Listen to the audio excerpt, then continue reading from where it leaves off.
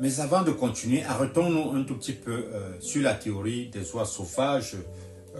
En 2020, j'ai écrit un ouvrage sur le succès des politiques de développement en Asie de l'Ouest où j'expliquais cette théorie.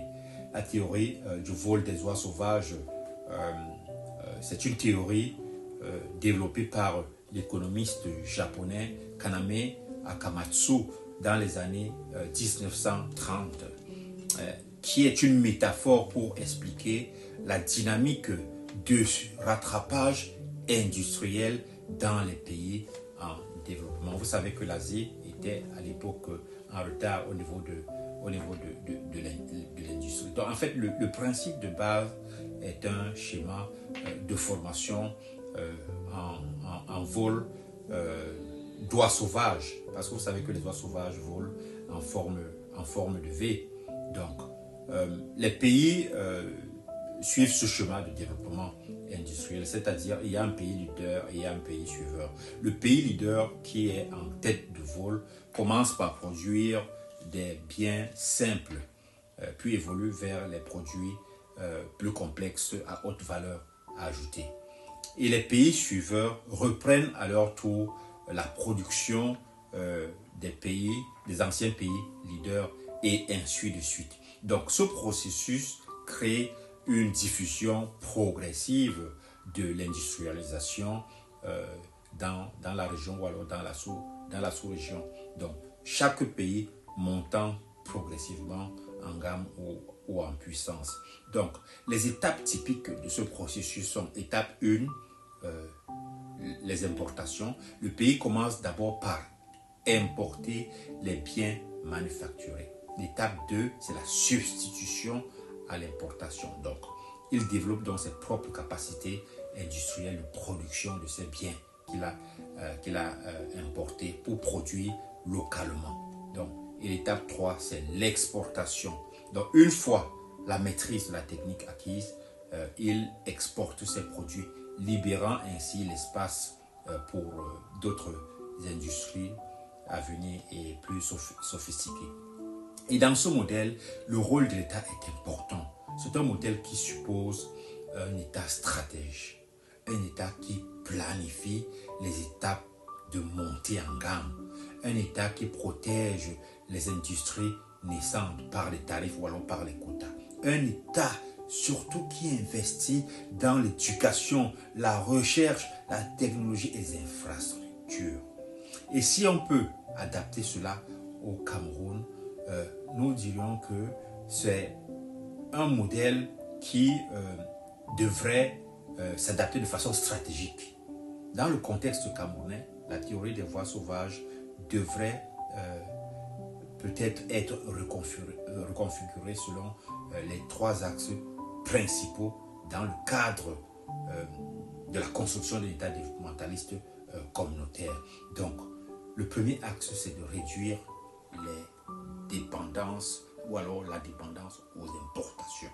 Le Cameroun, vous le savez très bien, importe encore massivement les biens de première nécessité, comme par exemple le riz, le poisson, le sucre, le vêtement, les allumettes, le ciment, etc. Les parapluies. Donc, l'adaptation commence par substituer les importations par une production locale dans ces secteurs et par région. Donc, on peut prendre un exemple. La production locale, par exemple, de matériaux de construction, de ciment, de briques, ou alors la valorisation du coton camerounais dans le textile local. Et la seconde étape, c'est la création de la montée en gamme régionale.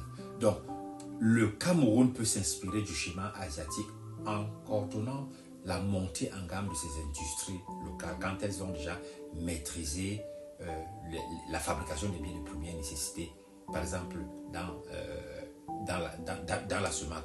Donc, il s'agit d'exploiter ses avantages, c'est-à-dire sa main-d'œuvre, les terres agricoles, les ressources minières et devenir un hub de transformation régionale. Il peut le devenir dans l'agroalimentaire, dans le bois, etc.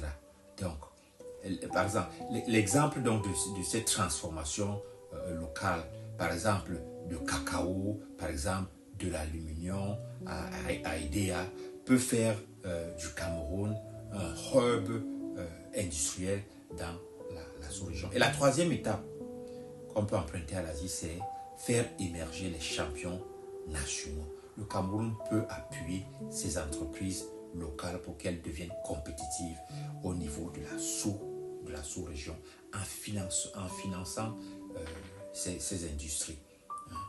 C'est un financement ciblé évidemment, et puis en allégeant la fiscalité, donc en leur donnant l'accès privilégié au marché public et en créant des partenariats stratégiques avec les technologies africaines et asiatiques. Donc, le développement d'une industrie pharmaceutique nationale serait une bonne chose. Ou alors, la structuration d'un réseau national de PME dans l'électroménager ou alors dans les TIC sera aussi une excellente chose pour la zone, par exemple, la zone CEMAC.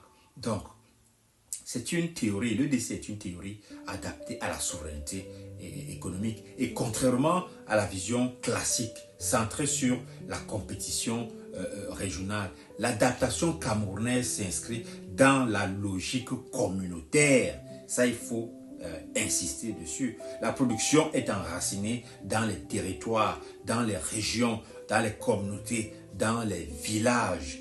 L'industrialisation est pensée non pas comme un simple rattrapage économique, mais comme un levier de souveraineté.